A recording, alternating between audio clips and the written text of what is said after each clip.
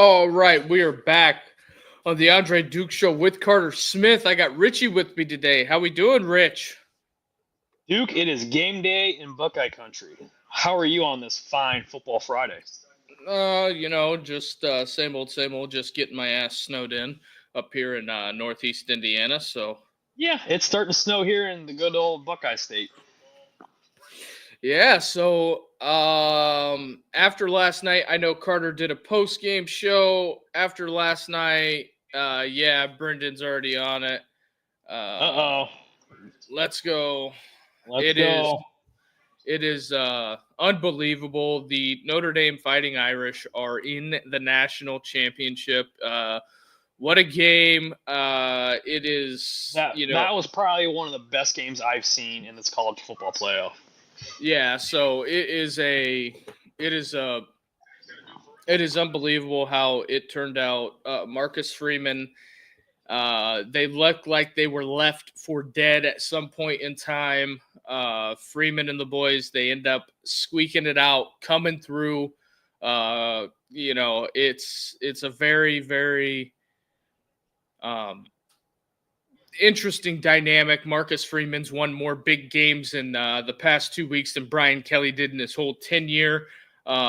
It's you can't really argue with that. It's not something that some people said was going to be sustainable. They were, we were kind of down on the roster at the beginning of the year, but Notre Dame has fought every step of the way throughout the season to get the next next opportunity, as Marcus would say. Brendan here brings up a good one. It's not just Brian Kelly, all the coaches since Lou Holtz. I tend to agree with that. Notre Dame has ran through the mill. Charlie Weiss, Ty Willingham.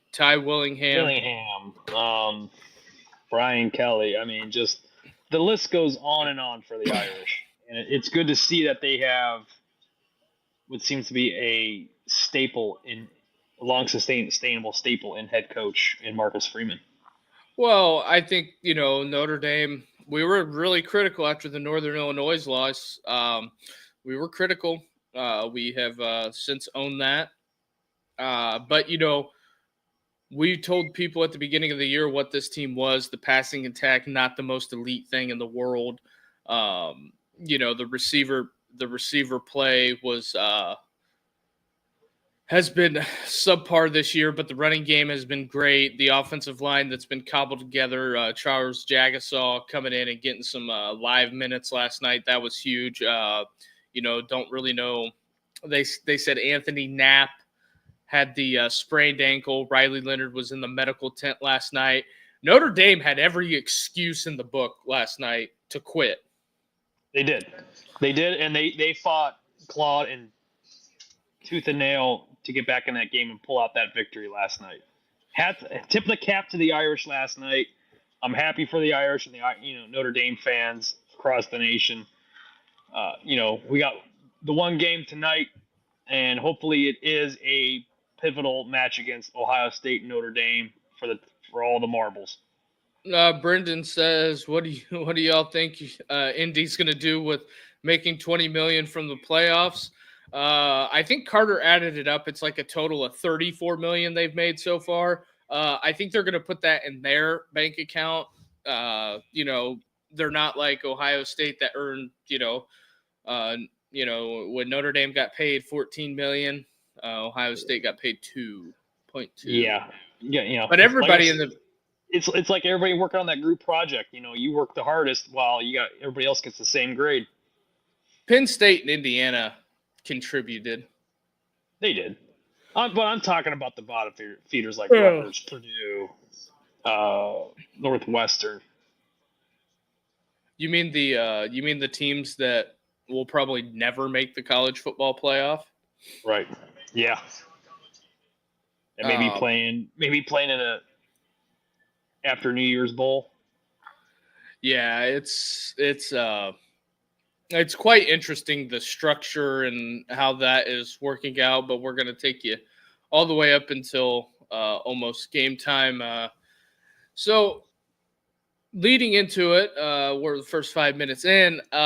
Everybody watching out there, come on over. We got plenty of people in the chat tonight. Some of the people that have been riding with us for a while. Hit that like and subscribe button. It helps us go up the algorithm, and it helps us grow this show, which we've been trying to do. Which is, we're having tremendous growth, all because of the fans, so that have been riding with us all season. So hit that like and subscribe button and help us grow even more. One quick question: do you think any of the playoff money will go to the NIL budget? I'm not sure how that's going to break down. The whole rev share model is kind of it's up in the air right now. As far as that goes, I know there's some schools that are banking on the rev share thing because they have made commitments that they don't have money for. And if they don't get this rev share money, there's going to be some dry NIL collectives. So, but with that being said, we do have a game tonight going on in Dallas, Texas, in Jerry World. The Ohio State Buckeyes are taking on the Texas Longhorns. How are we feeling tonight, Rich? Anxious, nervous butterflies all rolled into one, man. Been looking forward to this game since since Ohio State beat the number one team in the playoff, shocked the world, put that belt to ass on New Year's Day, racking up 41 points on the number one team. I'm a little cautious, I don't think it's going to be an ass whooping. I think it's going to be a close one possession ball game between the Buckeyes and Texas. I think turnovers are going to play a big key, and also missed tackles. Who has the most missed tackles tonight? I agree with you on the turnover clip. I think the turnover clip is, in fact, a huge. It's going to be the tail of the tape on this one. I think that one thing that's going to depend upon is what does Texas come out as offensively. I want to see what Quinn Ewers looks like, what Sark has it dialed up. How confident are they with Sark? Are they going to let him hang, or are they going to be conservative like they were at the end of the Arizona State game when Arizona State came storming back? That is another question that I have. I tend to think that Sark is going to let him hang tonight. In my opinion, you got to let it all. Hang tonight. Let her all hang. Because if you don't, I think you run the risk of being too conservative will absolutely kill you in the long run. And in my opinion, if you play if they're going to play conservative, they're going to be playing catch up. If Ohio State goes up tempo and they do two quick strikes on the first two drives, they're down 14-0. They don't have a running game.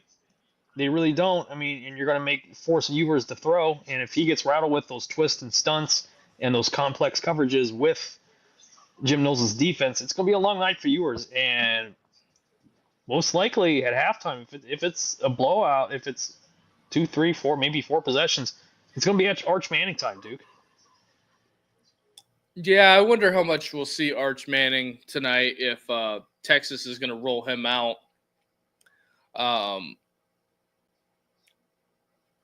This front, I think, for Texas has got to wreak havoc against the Ohio State offensive line that, let's remember, has not had a bad game since the Michigan game. So if Texas can come in there and wreck shop, I think they got just as good a chance as anybody. But also for the Buckeye people out there that were saying that this is over, we're going to see who we're going to play in the Natty.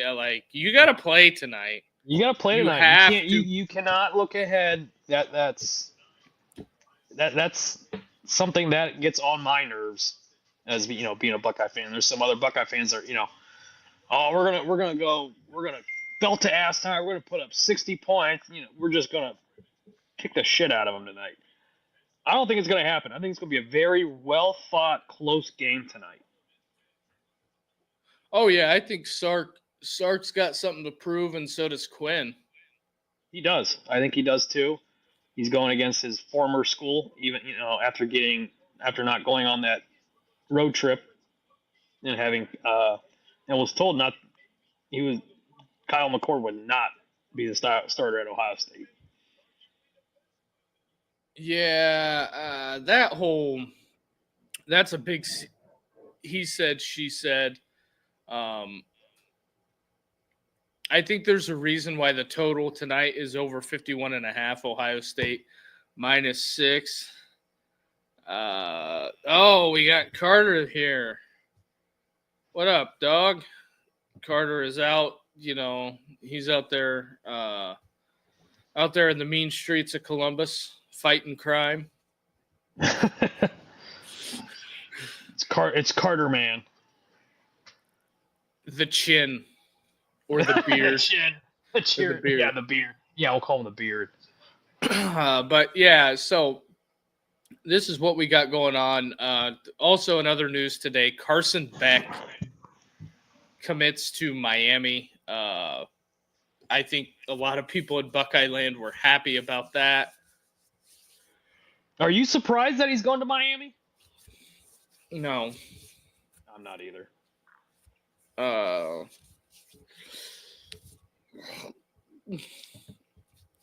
Carter is a masked vigilante.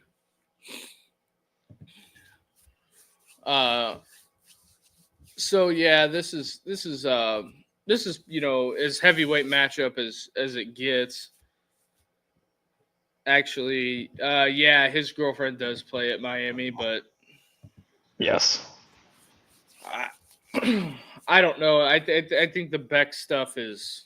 I don't think I want any part. I don't want any part of the that Tommy John surgery. I mean, that's gonna be a nasty rehab for him to get ready for the upcoming season.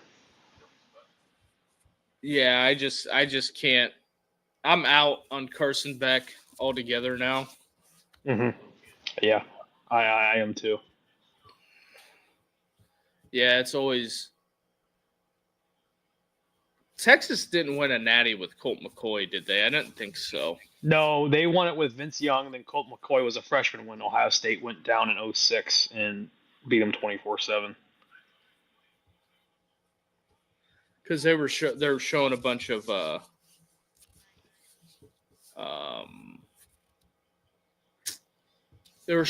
Colt McCoy highlights opposed to they were doing the Quinn Ewers segment. Yeah. So when did they play Alabama in the title? Was it 2010? I think it was the 2009 season, but 2010. It was the 2010 Natty. Yeah. Because that's where McCoy got hurt, and then they pulled because of that insurance policy his dad took out on him. Well, I mean, his shoulder kind of fell out of his socket. I see. That's been so long. I just remember that he didn't play the second half.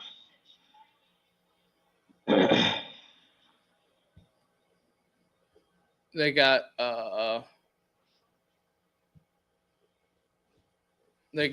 top poll of 20 NFL scouts.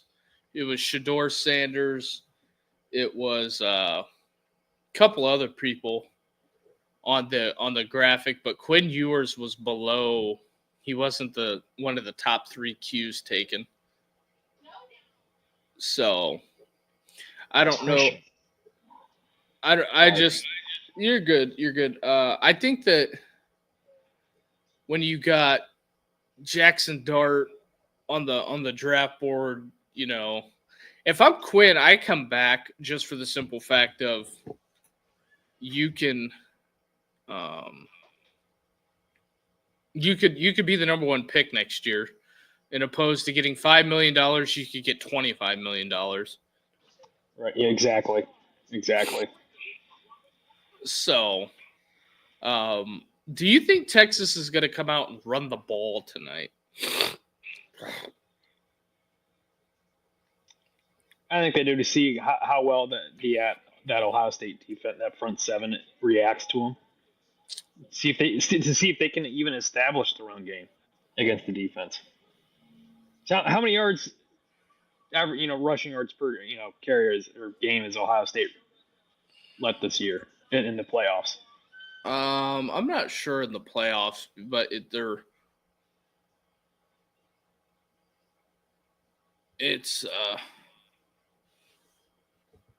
Brendan says Quinn Ewers isn't gonna come to Notre Dame. It's like, I don't know. Does he? Does he not? Does he not? He's going to Georgia. And he's not going to Georgia. He could. I don't see that as a good fit.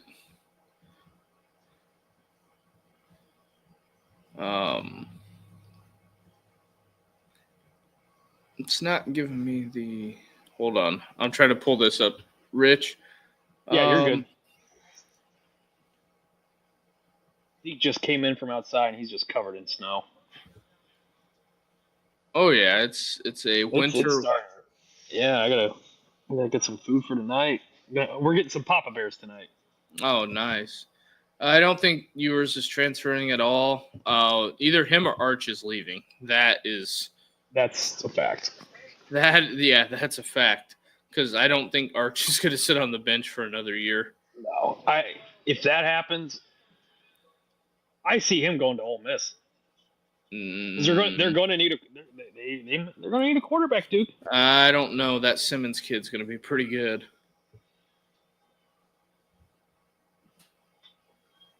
Ohio State is first in points. They're first in yards allowed. Although Boise State led it.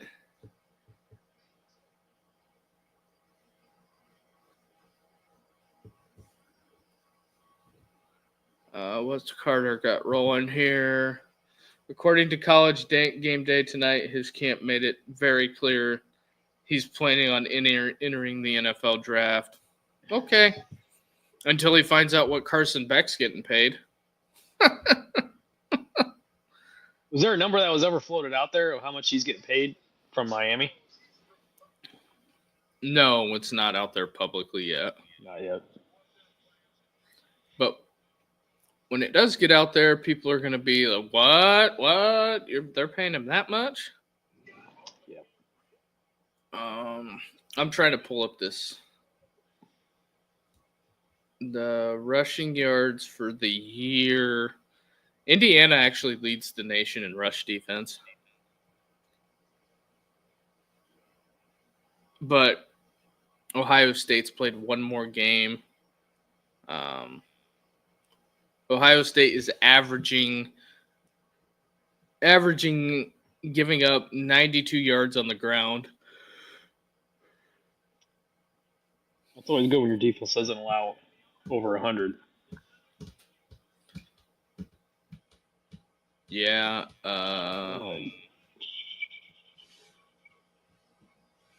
I'm just curious if it'll let me know. Kent State has the worst rush defense in the nation. That's unfortunate for my Golden Flashes. Kent State was averaging 246 yards on the ground. They were averaging giving up 44.1 points a game. Total defense allowed was 61-89.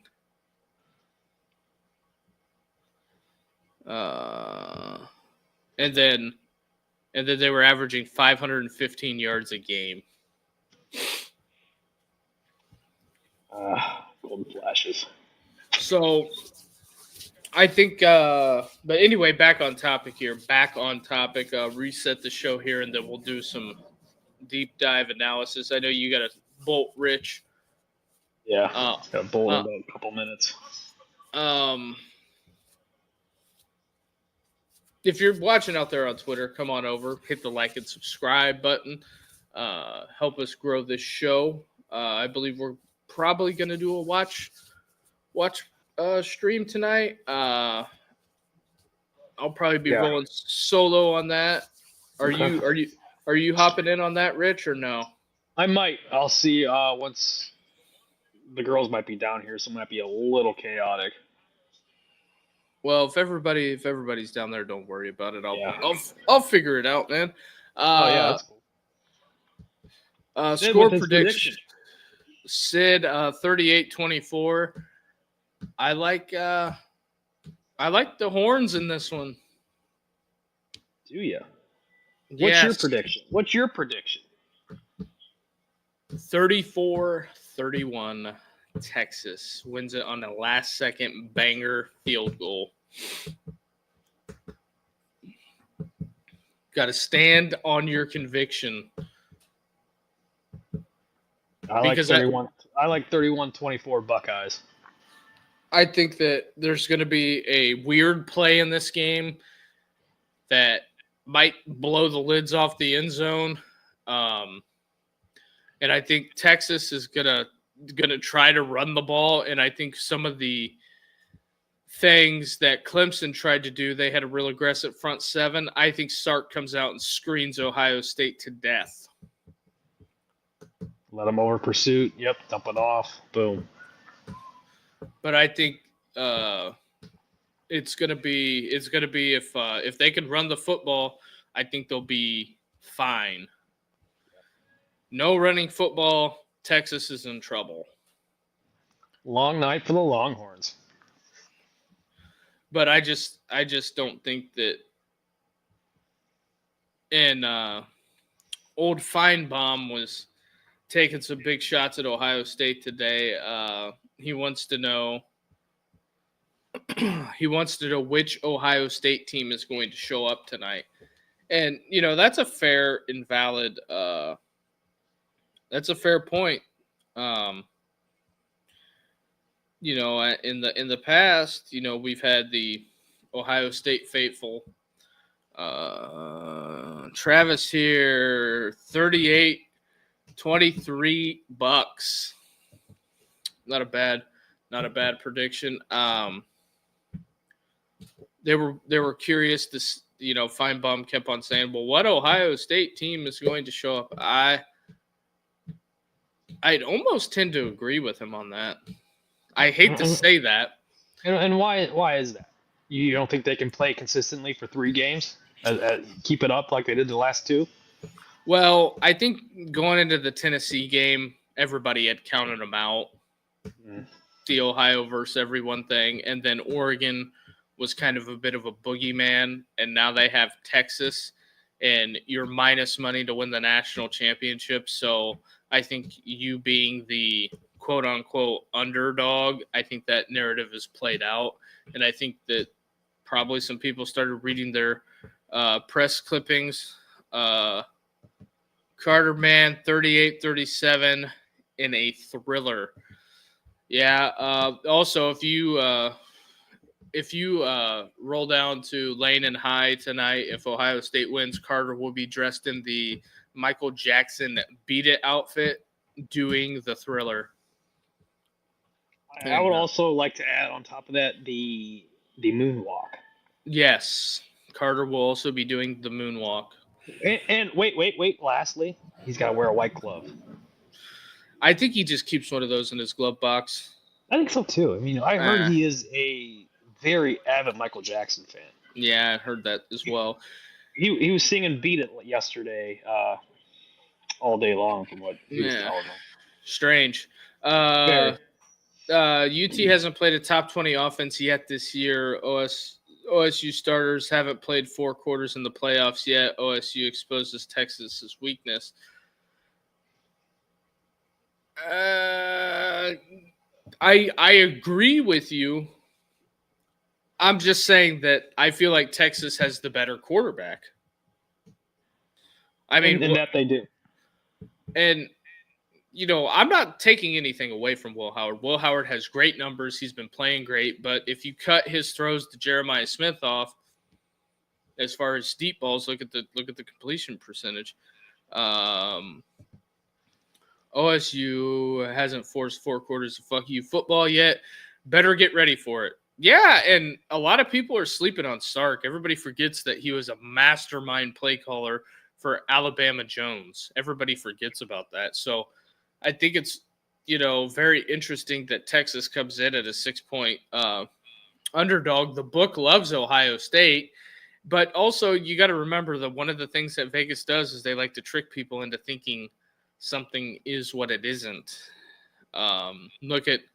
Look at it, because if they keep, Ohio State has a huge fan base, and the people of Ohio like the degenerate they're degenerate gamblers. Cameron here, Texas for the win, 34-31. So, see, another one. Another one. So I think that, and especially with all the future tickets out there, Vegas makes bank if Ohio State loses. So I think that's why it went plus money to cover their assets, but yeah, we'll see. We'll see. We will see. But hey, I gotta take off. I gotta go tend to some things. I just figured I'd hop on here for 25 minutes. So. Gotcha. All right, Rich. We'll check you later, man. I will check you later. Go Buckeyes. Everybody, thanks for watching. I'll catch you later. All right, Rich. Have a good one, man. All right. It's just me until for the final minutes, but Travis here with the comment. I'd take Quinn over Will every day of the week, but Quinn can't beat us from his back or the fetal position. I mean, that is true. The one thing that Sark is pretty good at is Sark is good at getting the ball out quick, and I think that's going to be something that is going to, I wouldn't say hinder it, but I think it's going to be an issue as long as they don't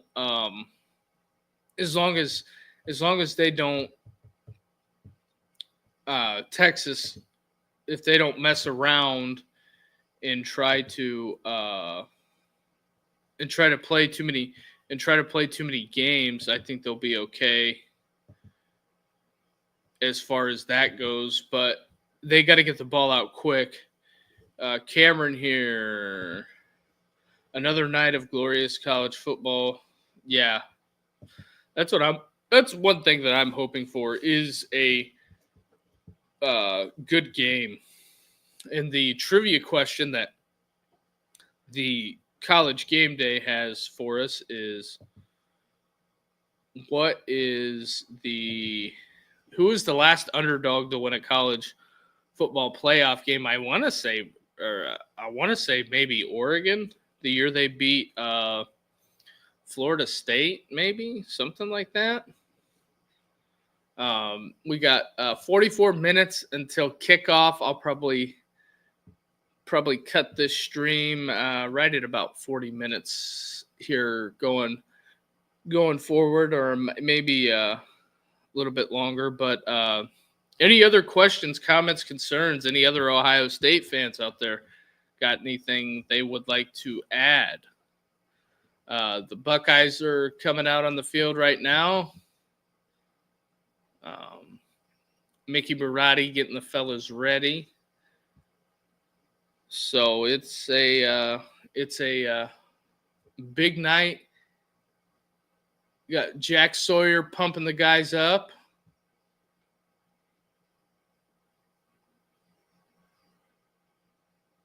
So, what do we got here, Travis? I think UT has to find decent success running the football, and Quinn must hit deep and short early. Those things will keep our safeties on us. Otherwise, Downs and Manson will be at the line of scrimmage. Yeah, that's the big issue. You gotta know where 2 and 8 are every play. This is a game that I would think that JTT, from a defensive standpoint, has to show up. JTT and Jack Sawyer are going to probably have to set the tone for this game, in my opinion. We'll have to see where we're at on that, but it's one of those things. But we're right at about 30 minutes. We might be back with the live game stream. Arch Manning warming up as usual. Like I said, 34-21 Texas hook 'em. I know the people in Buckeye land are going to hate that. It is what it is. That's what I think is going to happen. You got to play the game. You got to strap up and play tonight. So this is what it is. If Cameron at the buzzer, Texas secondary slows down the pass, do you think the run will get them through the first half? We'll have to see. I would have to see what it looks like, because I would think that they're going to bracket JJ, and if Will Howard underthrows anything, it's going to get picked. If Penn State JTT shows up tonight, Arch will finish the game for UT. Yeah, we'll have to see how this rolls. As they show highlights here of Will Howard when he was at Kansas State playing Texas. Texas beat him by a field goal, and I get it. He's on a different. Kansas State and Ohio State are light years apart as far as talent wise. Ohio State actually has NIL money, so that is where I leave you with that.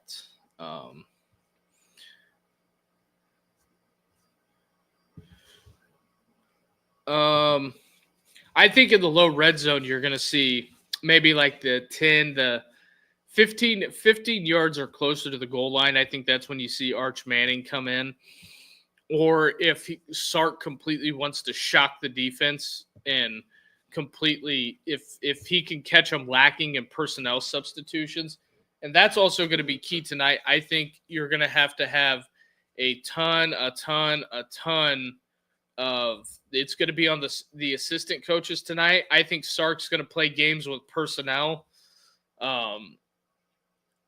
So I would watch that as far as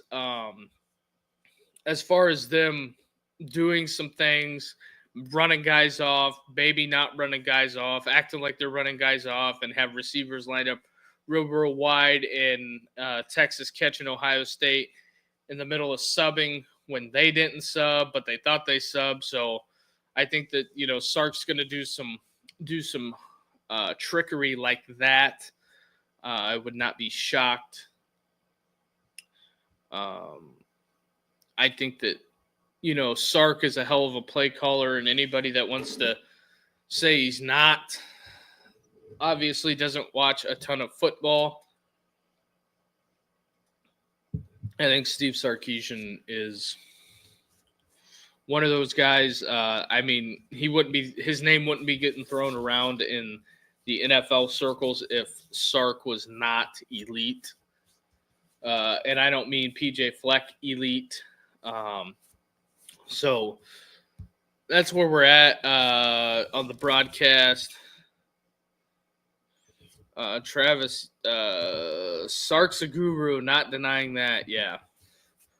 But we're about 34 minutes in. We got a cool 50 people in here. If you're watching on Twitter, come on over and hit that like and subscribe button and help us grow this channel, because that's something that we're going to try to do in the new year. We're trying to grow this thing, trying to blow it up as much as possible, and we appreciate everybody watching.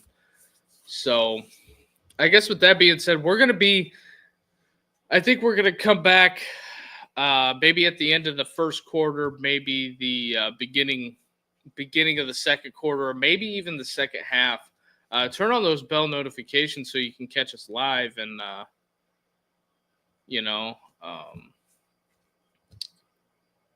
come hang out with us so we could see who the Notre Dame Fighting Irish are going to play in the national championship. Will it be the Ohio State Buckeyes or the vaunted Texas Longhorns? Cameron, Travis, yeah, if you boys get bored later, come on over and I think we'll be back on. Turn on the bell notifications and come hang out. So maybe we'll see the Buckeyes, maybe we'll see the Longhorns. It's either going to be sad in Texas or a lot of sad pandas in Buckeye land. So I'll catch you guys on the flip side.